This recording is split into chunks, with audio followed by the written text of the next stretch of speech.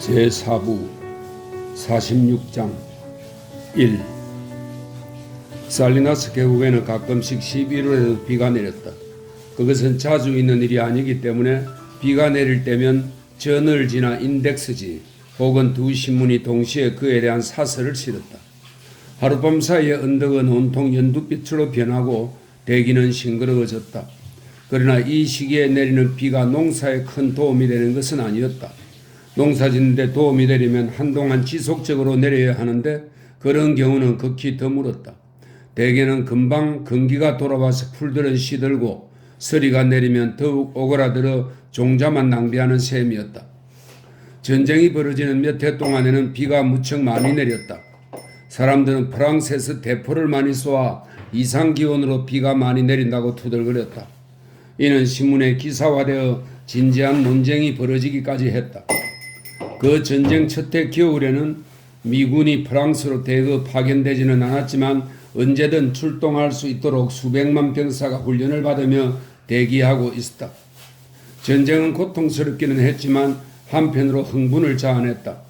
독일군들은 쉽게 저지되지 않았다. 그들은 다시 주도권을 잡고 파리를 향해 조직적으로 진군하고 있었다. 언제쯤 그들을 저지할 수 있을지, 아니 그것이 가능한 일일지조차 예측하기 힘든 상황이었다. 만약 미국을 구원할 유일한 사람이 있다면 그것은 단연코 퍼싱 장군일 터였다. 매일같이 신문에는 단정하고 맵시있게 군복을 차려입은 그의 사진이 실렸다. 그의 턱은 돌처럼 단단했고 군복에는 주름 하나 없었다. 퍼싱 장군이야말로 완벽한 군인의 전형이었다. 그 누구도 퍼싱 장군이 무슨 생각을 하고 있는지 짐작조차 할 수 없었다. 우리는 전쟁에서 패하지 않으리라고 굳게 믿었지만 실제 상황은 불리하게 진행되고 있는 것 같았다. 하얀 밀가루를 사려면 누런 밀가루 값의 4배를 주어야 했다. 그러나 여유가 있는 사람은 하얀 밀가루로 빵과 과자를 만들어 먹고 누런 밀가루는 닭모이로 주었다. 옛 시기병대 본부에서는 향토 예비군이 훈련을 받았다. 이제 50살이 넘어 제대로 된 군인 역할을 하기엔 역부족인 사람들이었지만 예비군 휘장에 배 모양의 약식 모자를 쓰고 일주일에 2차례씩 체력 훈련을 받았다. 그들은 서로 명령을 내리기도 하고 누가 지휘관이 되느냐 하는 문제를 두고 늘 다투었다. 월리엄 버튼은 훈련소 마룻바닥에서 팔굽혀 펴기를 하다가 목숨을 잃었다. 그의 심장이 견뎌내지 못했던 것이다. 영화관이나 교회에서 미국을 위해 1분 동안 연설을 하고 다니는 사람들에게는 1분 인간이라는 별명이 붙었다. 여자들은 적십자 제복을 입고 붕대를 감는 자신들을 자비의 천사라고 생각했다. 모든 여자들이 각자 누군가를 위해 뜨개질을 했다. 군복 소매 틈으로 파고드는 바람을 막기 위한 토시를 짜는 여자도 있었고 눈만 내놓고 나머지 얼굴과 머리 전체를 감싸게 되어 있는 털싯 헬멧을 짜는 여자도 있었다. 이 헬멧은 새 철모가 차가운 겨울바람에 머릿속까지 얼어붙게 하는 것을 막기 위한 것이었다. 품질 좋은 가죽은 장교용 군화나 벨트를 만드는 데 사용되었다. 이 멋진 벨트는 장교만이 멜 수 있는 것으로 넓은 벨트에 가슴을 가로질러 왼쪽 견장 아래로 넘어가는 멜빵이 달려 있었다. 이 벨트는 영국군의 것을 본뜬 것이었는데 영국에서마저도 그 본래의 목적을 상실한 지 오래였다. 이 벨트를 사용하는 본래의 목적은 무거운 검을 받쳐주기 위한 것이었다. 장교들은 열병식을 할 때 이외에는 검을 차지 않았다. 그러나 장교들이 전사했을 때 보면 누구나 이 벨트를 메고 있었다. 잘 만들어진 벨트는 값이 $25나 나갔다. 미국인은 영국인으로부터 많은 것을 배웠다. 그들이 훌륭한 군인이 아니었다면 우리는 많은 것을 모방하지 않았을 것이다. 우리 군인들도 소매 속에 손수건을 메고 다니기 시작했고 일부 멋쟁이 중위들은 단장을 들고 다녔다. 그러나 단 한 가지 미군이 받아들이지 않은 것이 있었다. 바로 손목시계였다. 손목시계를 참모습은 어쩐지 바보 같아 보였기 때문에 그것만은 영국군을 따라하지 않은 것 같았다. 국내에도 적이 있었으므로 경계를 게을리할 수 없었다. 산호세에서는 간첩소동이 벌어졌다. 살리나스도 점점 커가는 도시라서 방심할 수는 없었다. 살리나스에는 20여 년간 수제 양복을 만들어 온 펜첼이라는 자가 있었다. 키가 작고 뚱뚱한 펜첼은 독특한 억양을 구사해서 누구든 그의 말소리를 들으면 웃음을 터뜨릴 수밖에 없었다. 그는 알리슬가에 있는 작은 양복점에서 하루 종일 작업대 위에 두 다리를 걸친 채 앉아 있었다. 그리고 저녁이 되면 가게에서 멀리 떨어진 센트럴 에버뉴의 자기 집까지 걸어가곤 했다. 그는 늘 자기 집과 울타리를 흰색 페인트로 칠했다.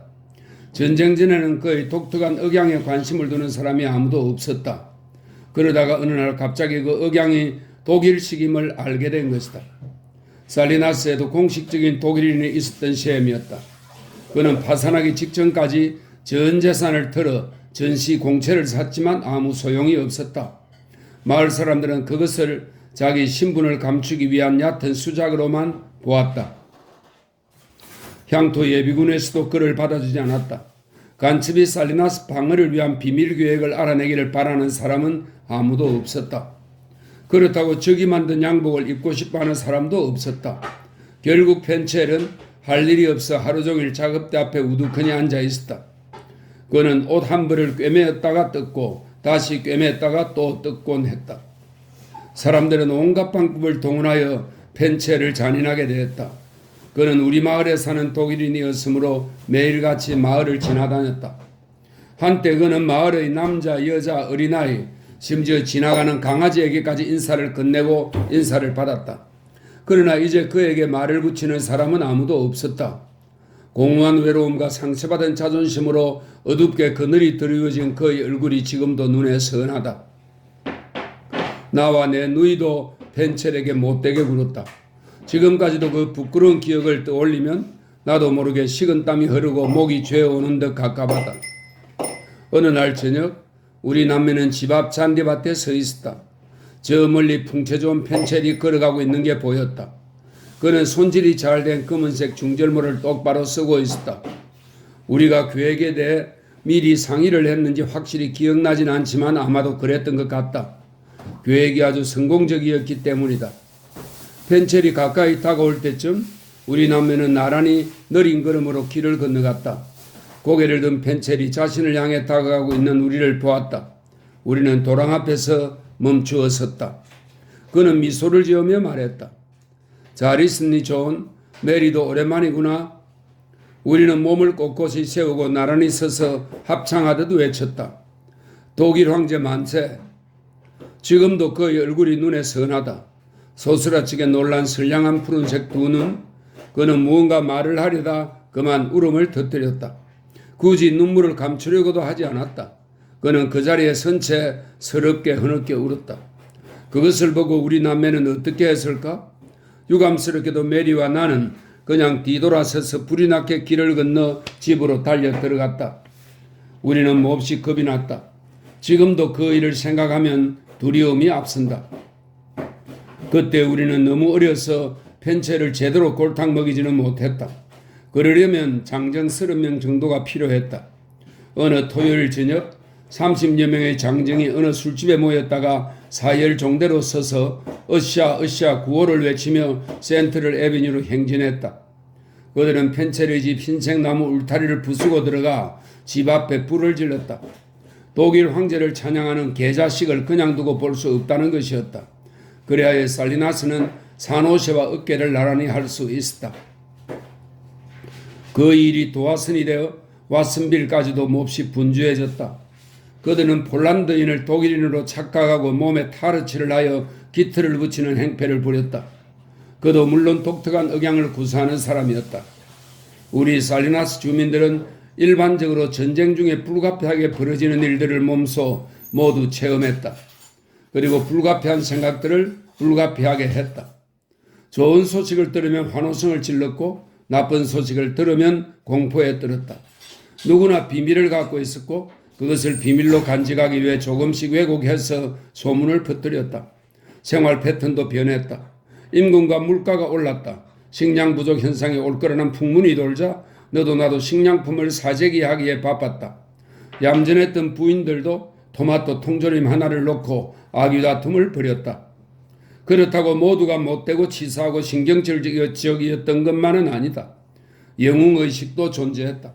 군에 가지 않아도 될 사람들이 자진 입대를 하는가 하면 도덕적 혹은 종교적인 이유 때문에 전쟁을 반대하는 사람들이 예상대로 골고다 언덕을 오르는 순환을 당했다.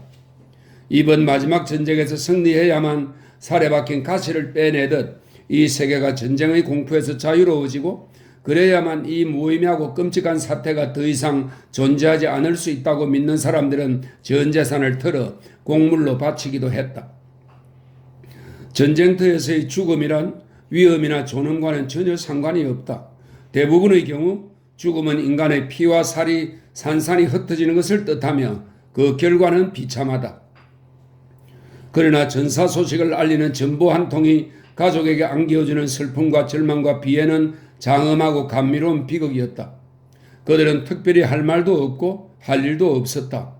오직 한 가지 바람이 있다면 그가 눈을 감을 때 고통스러워하지 않았었으면 하는 것이었다. 이 얼마나 서글프고 공허한 바람인가. 그리고 슬픔이 가시기 시작할 즈음이면 그 슬픔을 오히려 자랑스럽게 생각하는 사람들도 있었다. 상실감이 자부심으로 변한 것이었다. 그러한 사람들 중에는 전쟁이 끝난 후 그것을 잘 이용하는 사람들도 있었다. 돈벌이를 인생의 임무로 생각하는 사람이 전쟁을 이용하여 돈을 벌고자 하는 것이 자연스러운 것처럼 그것 또한 극히 자연스러운 일이었다. 돈을 벌었다고 해서 그를 비난할 사람은 아무도 없었다. 다만 전쟁에서 모은 재산의 일부를 전시 공채에 투자하리라는 기대는 했다. 우리들은 그 모든 것들이 심지어 슬픔마저도 살리나스에서 처음 만들어진 거라고 생각했다. 제4부 47장 1. 레이노드 빵집 옆에 있는 트레스크가에서는 리와 애덤이 서부 전선의 지도를 그려놓고 색색의 피인을 꽂아 구불구불한 선을 표시하며 마치 자기들도 참전한 듯한 기분을 맛보았다. 켈리가 세상을 떠나자 애덤 트레스크가 대신 징병위원으로 임명되었다. 그는 그 일에 안성맞춤이었다. 그는 이제 제빙 공장 일에 많은 시간을 소비하지 않는 데다 군 복무 시 전혀 문제없이 명예롭게 만기 제대를 한 경력이 있었다. 애덤 트레스크는 직접 전쟁을 목격한 적이 있었다. 전쟁이라야 기동작전과 학살이 지나지 않은 소규모 전투였지만 적어도 인간이 가능한 한 많은 인간을 죽여도 된다는 왜곡된 규율을 몸소 체험해 보았던 것이다. 애덤은 그 전쟁에 대해 잘 기억하지 못했다. 그러나 몇 가지 인상들은 그의 뇌리에 뚜렷하게 각인되어 있었다. 어느 사병의 얼굴, 산더미처럼 쌓여 불타는 시체들, 속보로 행진할 때 칼집 안에서 부딪히는 검의 금속선 소리, 귀층을 찢을 듯 불규칙하게 들려오는 카빈 총소리, 밤하늘에 울려 퍼지는 싸늘한 나팔 소리가 그것이었다. 이런 인상들은 마치 서툰 솜씨로 그려진 사파처럼 움직임도 감정도 없었다. 애덤은 서글프지만 열심히 그리고 정직하게 일했다. 그러나 자기가 입대시킨 젊은이들이 사형 선고를 받은 것이나 다름없다는 생각을 떨쳐버릴 수가 없었다. 그는 자기가 약한 존재임을 알고 있었기 때문에 점점 더 엄격하고 성실하게 일했다. 구차한 변명을 하거나 조금이라도 부적합하다고 판단되는 사람에 대해서는 과감하게 집으로 돌려보냈다. 그는 명부를 집에까지 가져와서 검토하기도 하고 부모들을 직접 찾아가는 등 자신에게 주어진 것보다 더 많은 일을 했다. 그는 교수형을 혐오하면서도 교수형을 내릴 수밖에 없는 판사가 된 기분이었다. 헨리 스탠더는 애덤이 점점 더 수측해지고 말이 없어지는 것을 곁에서 지켜보았다. 헨리는 농담을 좋아하는, 아니 농담을 필요로 하는 사람이었다.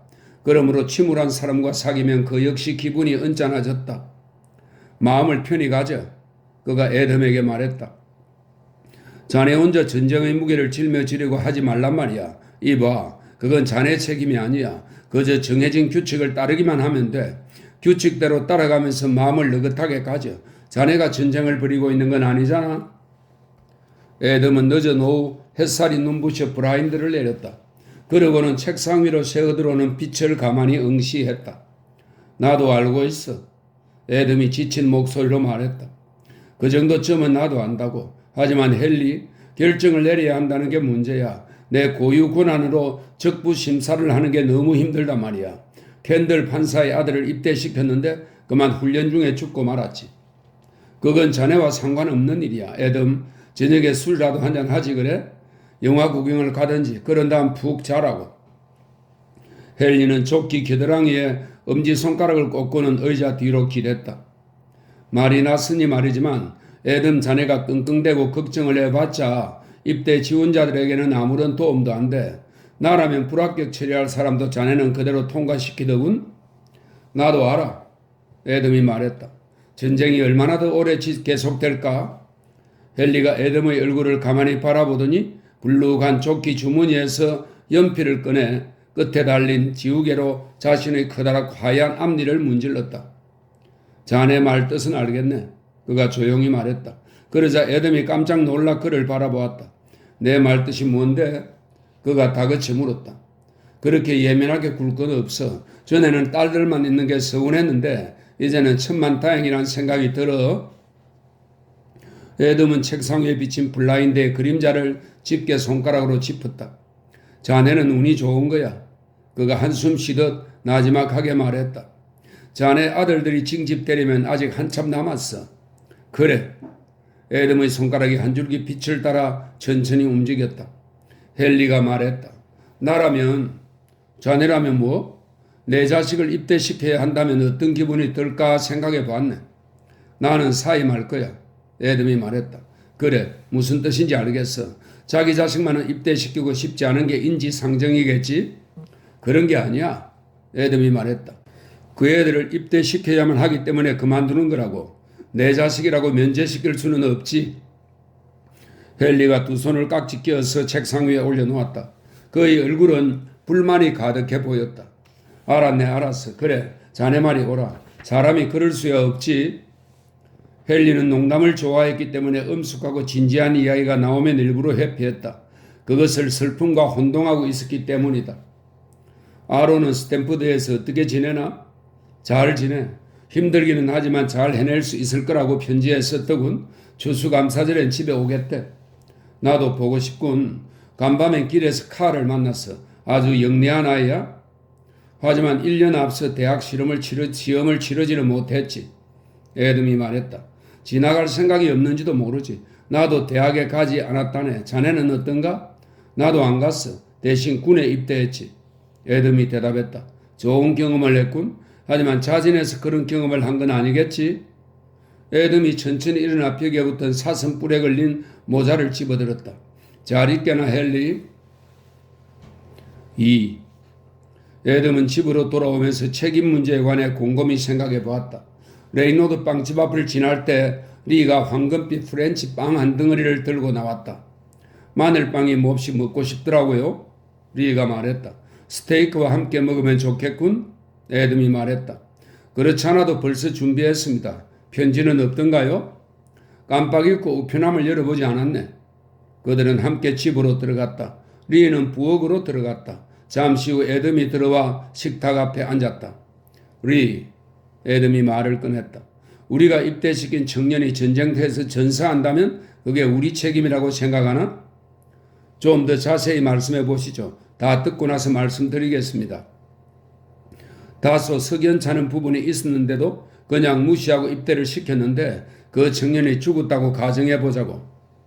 무슨 말씀이신지 알겠어요. 지금 고민하시는 게 책임 문제입니까? 비난 문제입니까? 난 비난을 받고 싶지 않아. 때로는 책임이 더 큰 괴로움을 주기도 하지요. 책임은 결코 기분 좋은 일이 아니니까요. 언젠가 세뮤얼 해밀턴과 자네와 내가 한 단어를 놓고 꽤 길게 논쟁을 벌였던 거 기억하나? 그 단어가 뭐였지? 기억납니다. 팀쉘이었죠. 맞아, 팀쉘. 그리고 자네는 이런 말을 했지? 팀쉘에는 인간의 위대성이 내포되어 있다고 말했죠. 세뮤얼 해밀턴은 그 말을 듣고 기뻐했던 것 같은데? 그 말이 그분을 자유롭게 해드렸으니까요. 그 말을 통해 그분은 남들과 구분되는 독자적인 인간이 될 권리를 얻으셨죠. 그건 고독한 일이기도 해. 위대하고 소중한 것은 모두 고독한 법이에요. 그 단어가 뭐라고? 다시 한번 말해보게나. 팀쉘, 너는 죄를 다스릴 수도 있을 것이다. 3. 애덤은 아론이 집에 오기로 한 추수감사절을 손꼽아 기다렸다. 아론이 집을 떠난 지는 얼마 되지 않았지만 애덤은 어느새 아들의 본 모습을 잊고 마치 사랑하는 연인을 제멋대로 상상하듯 그의 모습을 자기 마음대로 그려보았다. 아론이 떠난 후 집안이 조용하고 썰렁한 것도 그가 없기 때문이고 조금만 괴로운 일이 생겨도 그가 없기 때문이라고 생각했다. 에돔은 자기도 모르는 사이에 아들 자랑을 늘어놓고 있었다. 아론이 얼마나 영리했고 어떻게 월반을 했는지에 대해 관심도 없는 사람들을 붙잡고 구구절절하게 설명했다. 그는 아들의 노고를 치하하기 위해 추수감사절에 멋진 축하 파티를 여는 것이 좋겠다고 생각했다. 아론은 스탠퍼드 대학이 있는 펠레알토의 한 자취방에 살면서 매일 약 2km를 걸어서 통학했다. 그는 비참했다. 대학 생활에 대한 그의 기대는 막연하나마 아름다운 것이었다. 맑은 눈의 남학생들과 청순한 여학생들이 단정한 복장으로 저녁마다 숲이 우거진 언덕 위의 새하얀 정자 아래 모여든다. 그들의 얼굴은 빛나고 진지하며 그들의 목소리는 청아한 합창소리처럼 숲속에 울려 퍼진다. 때는 항상 저녁이다. 아론이 어디서 이런 학창생활의 이미지를 얻게 된 것인지는 그 자신도 몰랐다. 어쩌면 단테의 지옥편에 나오는 아름다운 천사들을 그린 도래의 사파로부터 그런 이미지를 갖게 되었는지도 모른다. 그러나 리텐드 스탠퍼드 대학은 아론이 꿈꾸었던 이미지와는 전혀 달랐다. 목초지 한가운데 평범한 갈색 석조 건물들이 사방으로 늘어서 있었다. 교회의 전면은 이탈리아식 모자이크로 장식되어 있고 교실 벽은 니스칠을 한 송판으로 되어 있었다. 그리고 각종 동아리들의 흥망성쇠를 통해 투정과 분노의 위대한 세계가 재현되고 있었다. 빛나는 천사로 상상했던 학생들은 지저분한 교두로의 바지를 입고 있었으며 학업에 짓눌려 허덕이는 학생들도 있었고 부모들의 시시한 악행을 답습하는 학생들도 있었다. 지금 그 가정을 그리 소중하게 생각지 않았던 아론도 이제는 집이 못 견디게 그리웠다. 그는 주변 상황에 대해 알고 싶지도 않았고 그 속에 끼이고 싶지도 않았다. 환상에서 깨어난 그는 학생들이 떠들썩하게 소리치고 야단 법석을 뜨는 것이 무겁게만 느껴졌다. 그래서 학교 기숙사에서 나와 가구가 딸린 초라한 새방을 얻었다. 아론은 그곳에서 새로운 꿈을 키우기 시작했다. 그 새로운 무채색 은신처에서 대학과는 정을 끊고 강의가 끝나면 곧장 자취방으로 돌아와 새삼스레 옛 기억 속에 젖어들었다. 그의 추억 속에서 레이노드 빵집 옆의 집은 아늑하고 정다운 가정으로 리는 이상적인 친구이자 좋은 자로 되살아났다. 그에게는 냉철하고 믿음직한 신적 존재와 같은 아버지와 명석하고 쾌활한 동생 칼 그리고 에이브라가 있었다. 꿈속에서 그는 순결한 에이브라와 사랑에 빠졌다. 매일 밤 공부를 마치고 난 아론은 향기로운 목욕이라도 하듯이 그녀에게 편지를 쓰기 시작했다. 에이브라는 찬란하고 순결하고 아름다운 여인으로 성화시키고 자신은 부정하고 사악하다는 생각을 하면서 아론은 묘한 쾌감을 느끼게 되었다. 자신이 못나고 비천하다는 내용의 글을 미친 듯이 즐거워하며 편지에 써놓고는 마치 성애를 즐기고 난 사람처럼 순화되어 잠자리에 들곤 했다. 그는 마음속에 떠오르는 온갖 사악한 생각들을 편지에 옮겨 적은 뒤 스스로 이렇게 해서는 안 되겠다고 다짐했다. 그것이 결국 그리움이 뚝뚝 묻어나는 연애 편지가 되었던 것이다. 에이브라는 그 편지를 읽고 내심 불안해졌다. 그녀는 아론의 성적 관심이 왜 그렇게 삐뚤어진 것인지 이해할 수 없었다. 아론은 한 가지 실수를 범했다. 그는 실수를 인정하긴 했으나 번복할 수는 없는 노릇이었다. 그래서 혼자 다짐을 했다. 추수감사절에 집으로 가자. 그러면 모든 것을 확인할 수 있을 것이다. 어쩌면 다시 대학으로 돌아올 수 없을지도 모른다. 언젠가 에이브라가 함께 농장으로 가서 살자고 했던 말이 떠올랐다. 이제 그것은 아론의 꿈이었다. 커다란 떡갈나물들, 신선한 공기, 거룩한 세이지 향을 풍기며 언덕에서 불어오는 바람, 그 바람에 나부끼는 갈색 떡갈나무 잎사귀. 이 모든 것들이 기억 속에서 되살아났다. 에이브라가 나무 아래 서서 일을 마치고 돌아오는 자신을 기다리고 있는 모습이 꿈결처럼 보였다. 때는 물론 저녁이었다. 정해진 하루 일과를 마치면 작은 골짜기 사이로 속세와 격리된 채 자연과 더불어 순수하고 평화롭게 살 수 있으리라. 어두운 저녁이면 세상의 추악함으로부터 벗어나 살게 되리라. 제4부 48장 1 11월이 끝나갈 무렵 포주 니거가 세상을 떠났고 그녀의 유언에 따라 매우 간소하게 장례가 치러졌다. 그녀의 시신은 흑당과 은박으로 장식한 관에 안치되어 밀러 장의사에서 하루를 보냈다. 그녀의 마르고 근엄한 옆 얼굴은 관 내 귀퉁이에 세워진 4개의 촛불 아래 엄격한 고행자의 인상을 짙게 풍겼다. 키가 작은 그녀의 흑인 남편이 시체 오른쪽 어깨 옆에 고양이처럼 쭈그리고 앉아 있었다. 그는 그렇게 꽤 오랫동안 죽은 아내처럼 꼼짝도 않고 앉아 있었던 듯 했다. 그녀의 유언대로 장례식장에는 꽃도 없고 예식이나 설교도 없었으며 설파하는 사람도 없었다. 낯선 가톨릭 신자들 몇몇이 주민들을 대표하여 영안실 문 앞까지 왔다가 슬쩍 안을 들여다보고는 이내 자리를 떠났다. 그들은 변호사, 노동자, 사무원, 은행원으로 대부분 중년을 넘긴 사람들이었다. 니그가 데리고 있던 매춘부들이 한 사람씩 차례로 들어와 예의를 갖추어 시신을 들여다보며 명복을 빌고 나갔다. 인간의 희생만큼이나 어둡고 절망적이고 치명적인 섹스의 명물이 이제 살리나스에서 영원히 사라져버린 것이다. 그러나 제니의 집에서는 여전히 싸구려 술잔을 부딪히고 왁자지껄 웃으대며 흥청거릴 것이다.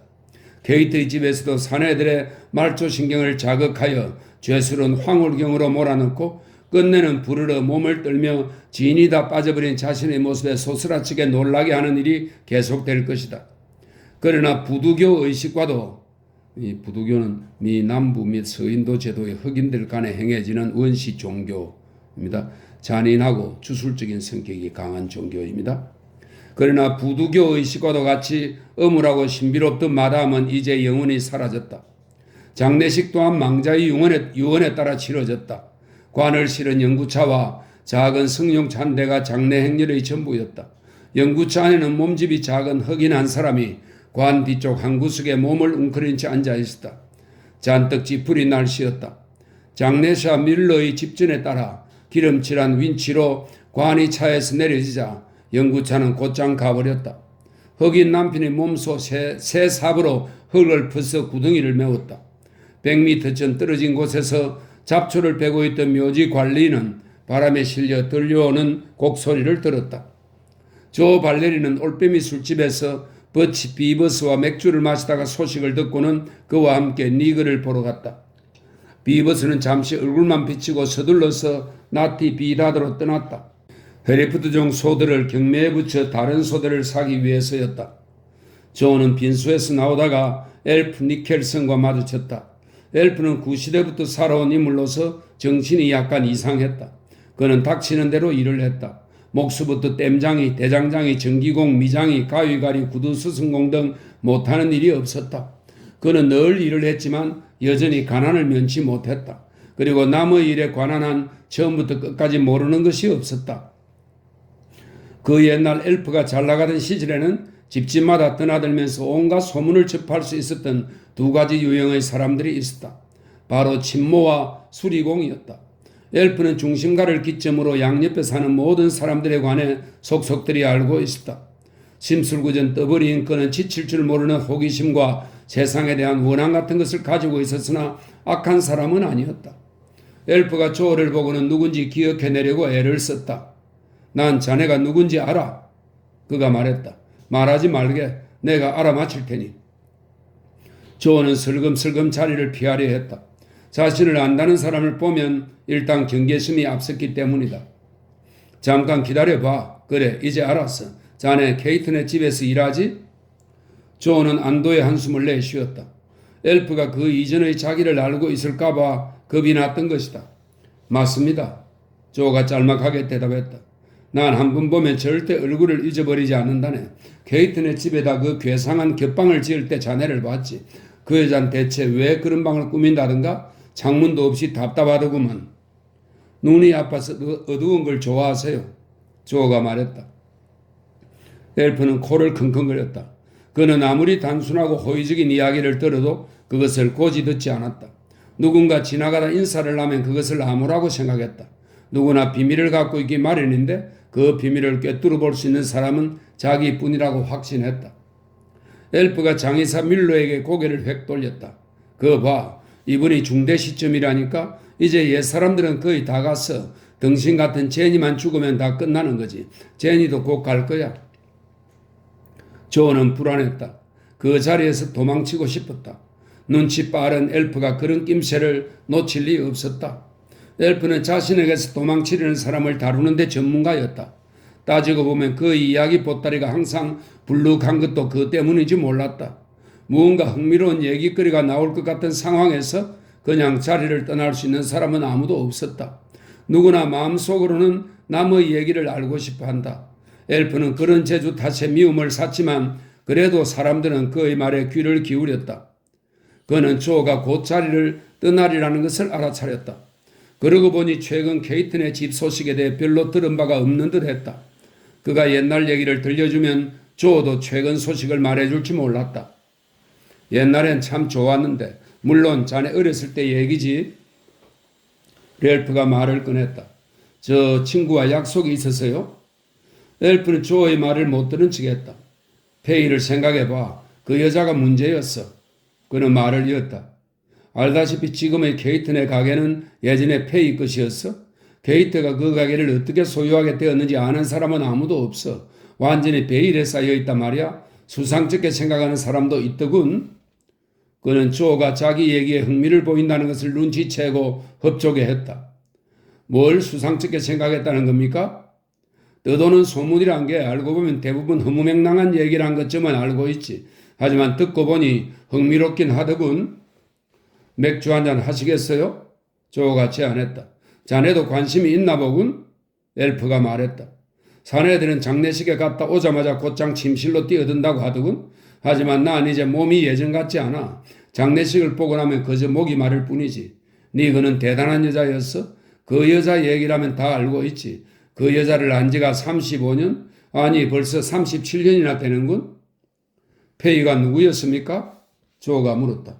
두 사람은 그리핀 살롱으로 들어갔다. 그리핀은 술을 한 잔도 못 마셨고 주정뱅이라면 질색을 했다. 그런 사람이 중심가에서 술집을 운영하고 있는 것이다. 그리핀 살롱에서는 토요일 저녁 이미 많이 취했다고 생각하는 손님에게는 더 이상 술을 팔지 않았다.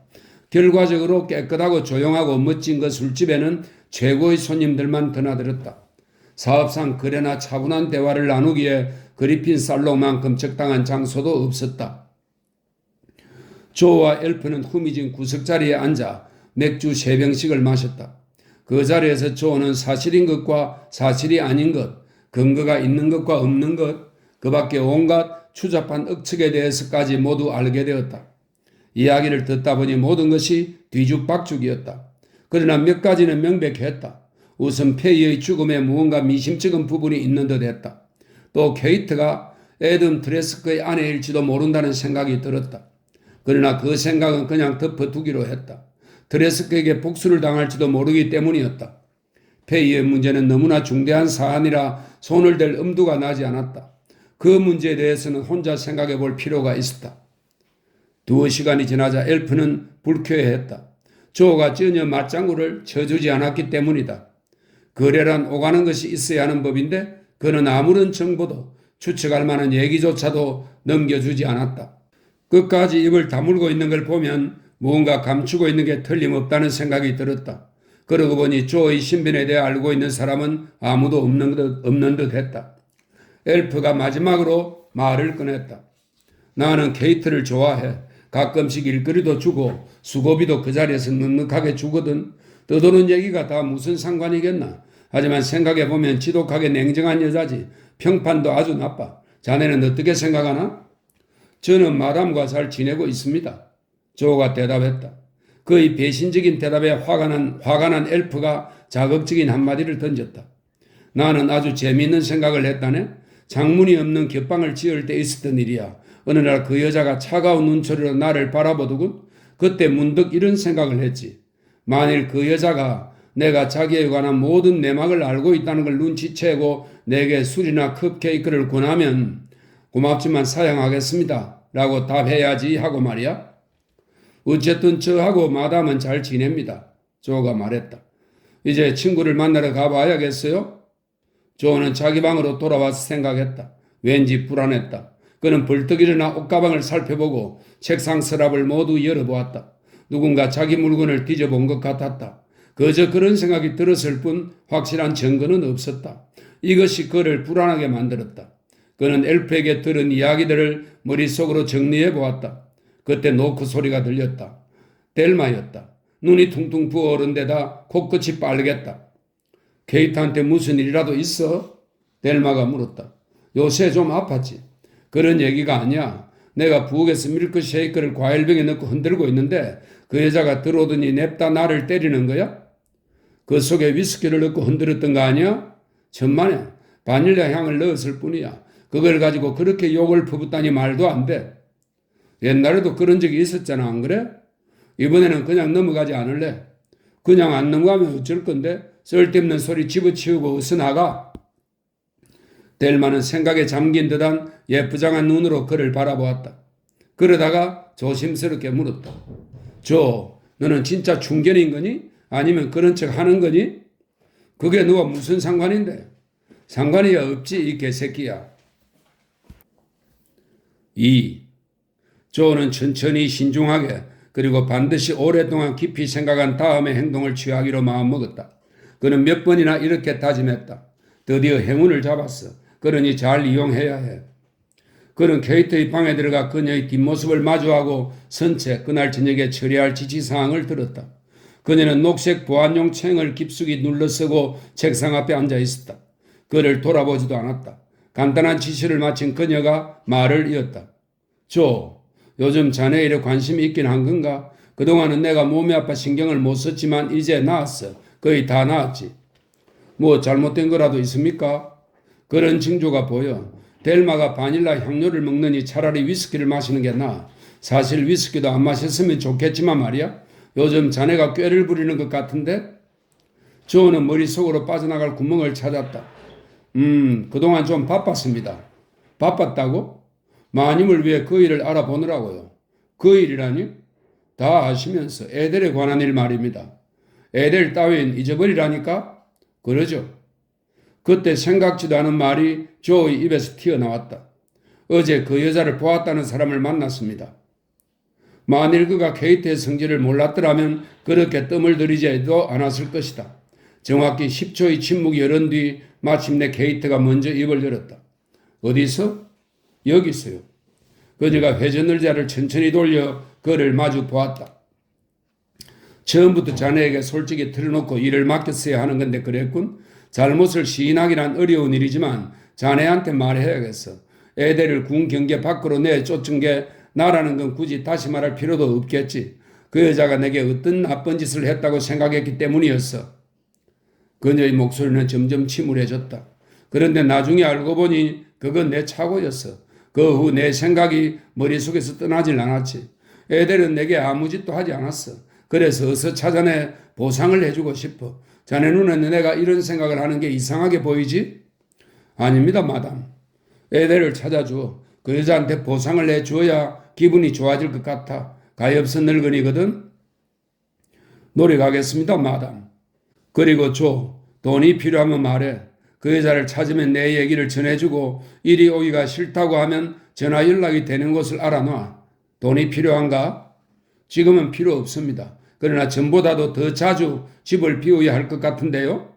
그렇게 이제 그만 나가봐 조는 자신을 껴안아주고 싶은 심정이었다. 복도를 나온 그는 자기 팔꿈치를 움켜쥐고 희열이 온몸으로 퍼지는 것을 느꼈다. 모든 일이 계획대로 되어간다는 확신이 들기 시작했다. 그는 초저녁의 나지막한 속삭임이 들려오는 어두침침한 응접실을 지나갔다. 그리고 밖으로 나가 바람길에 움직이는 구름 사이로 무수한 빛나는 별들을 올려다 보았다. 조는 문득 잔소리가 심했던 아버지가 생각났다. 아버지가 했던 말이 떠올랐기 때문이다. 수풀을 날아다 주는 사람을 조심해라. 조의 아버지는 그렇게 말했었다. 누군가에게 항상 수풀을 날아다 주는 여자를 예로 들어보자. 그 여자는 무언가를 바라고 있는 거다. 이 말을 잊지 마라. 조가 나지막하게 중얼거렸다. 수풀을 날아다 주는 친절한 여자. 난 마담이 그보다는 더 영리한 줄 알았는데. 조는 혹시나 자기가 놓친 것이 없는지 확인하기 위해 케이트가 했던 말 한마디 한마디와 음조를 되새겨보았다. 아니, 수풀을 날아다 주는 사람은 아니야.